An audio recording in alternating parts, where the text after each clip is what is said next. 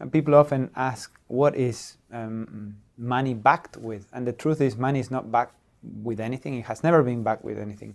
The euro is not backed with anything in particular, and neither is any other currency in the world. And gold, for example, for that matter, is not backed with anything either. Some people think that gold has value because we use it for jewelry, but it's actually the other way around. Gold is valuable because it's very scarce, and because it's very scarce, it has been the best ledger we've found in 5,000 years. In Bitcoin, we have something that is as good a ledger as gold, meaning that it's incredibly scarce. There will never be more than 21 million Bitcoin. It's even more scarce than gold. A lot of people are just seeing the charts and thinking, how high will it go? What I'm doing is counting backwards. I mean, this is a transactional currency, and it is a store of value. As such, it is a product and a service competing on a very tangible market for stores of value and for transactional currencies.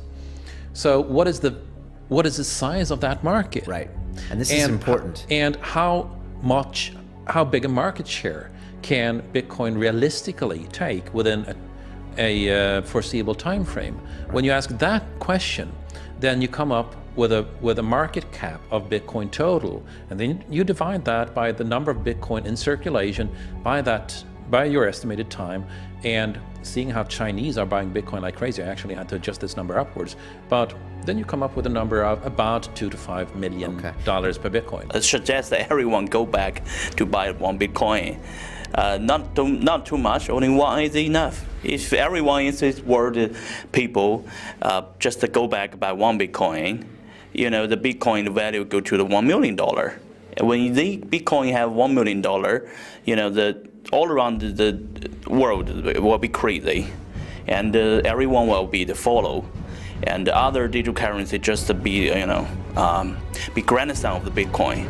So for me, I think for a lot of people, they don't exactly understand why it's Bitcoin. Is Bitcoin the currency of the future, or is it the payment system they're developing? Bingo! It's the payment system. It's the blockchain encryption, and they're interesting things. I think Bitcoin, or the really blockchain encryption that's behind it, has a greater ability to bring more of the world's population out of poverty than anything we've seen. Bitcoin at first glance is digital money, but if you look a bit deeper, you realize that that is just one of the applications enabled by an underlying network that allows a distributed system of computers to build a global asset ledger. So like a list of transactions for the entire world that shows who owns what Bitcoin when.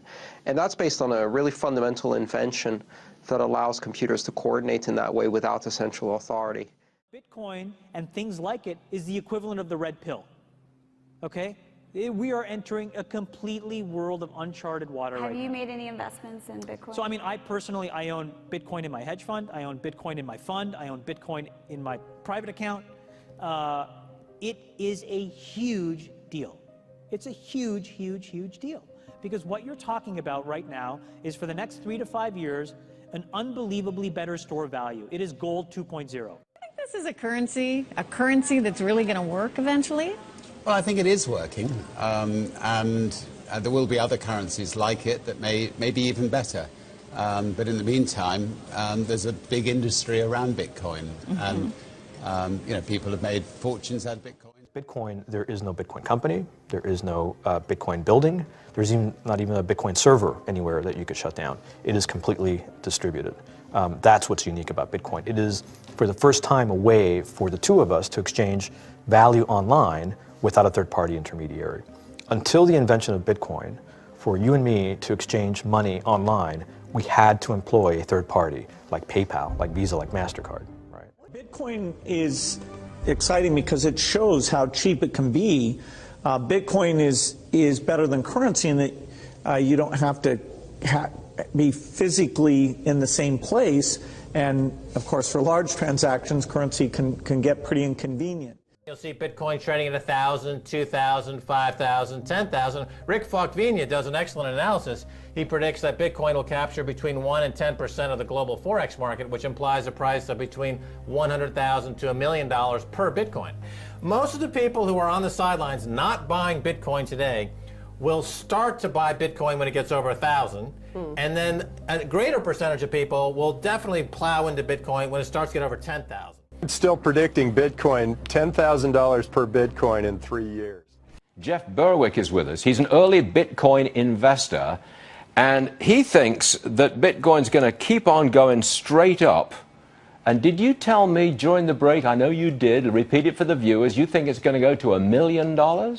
I don't think it's going to go to $1 million, but it has the definite potential to do that. You're talking up your own book, because you own some Bitcoins, and you're just going to try to make them go up. Well, I'm not doing anything except for saying what I think is the actual truth in the case. What's your connection to Bitcoin?